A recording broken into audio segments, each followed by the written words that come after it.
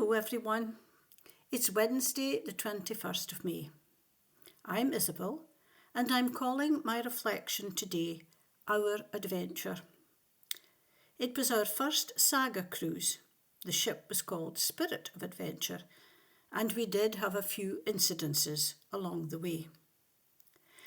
Saga offered door-to-door service, so we were collected by a chauffeur-driven executive car at 6 o'clock in the morning and driven to Edinburgh Airport, then flown to Southampton by Loganair, enjoying coffee with a Tunnocks caramel wafer or Walker's shortbread on the way. At Southampton, we were met by another car and taken to Portsmouth, and we were into our cabin by 2 o'clock in the afternoon. It was rather stormy, so we had a pretty rough journey through the Bay of Biscay. I was up as usual early the next morning to have my first cup of tea. I placed it on the bedside table and it slid beautifully across the bedside table and all down the side of the bed. I had to apologise to the cabin boy, but he didn't bother, just gave it a bit of a wipe down. He was a lovely lad and told us how he was excited he was going at the end of our cruise to his family in the Philippines. He'd been away for 8 months. Our first port of call was La Coruña in Spain, where we enjoyed a scenic tour and later watched porpoises swimming round the ship.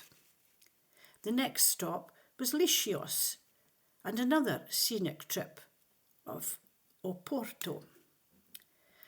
The excursion to Lisbon in Portugal took us up to the statue of Christ the Redeemer, which is a replica of the one at Rio de Janeiro.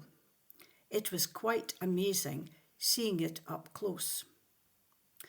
After another day at sea, we arrived at a place spelled Gijon, but pronounced Gijon. Here we saw cider being made. Of course, we were given a taste, but I can only say it tasted horrible. Thank goodness for the biscuits and cheese that went with it. We were stranded here because of the electric outage. The ship was unable to connect with the shore, so we didn't sail till 9 o'clock that night instead of 5 o'clock. But we still arrived at Santander on time, where we saw some beautiful scenery and buildings. We next sailed along the River Garonne to Bordeaux, which was quite difficult because of the narrow river and having to sail under 2 very low bridges. The pilot stayed aboard for 5 hours during the night. We loved Bordeaux, so we were disappointed that we couldn't go ashore in the evening due to unrest with the port authorities. It was a tidal river, so the gangway had to be raised up and down depending on the tide, and the staff trained to do this were refusing to work on a national holiday day. So we had to leave at 9 o'clock at night instead of the following morning. Our last port of call was La Paliche in France, and where there we visited La Rochelle to see how they make cognac.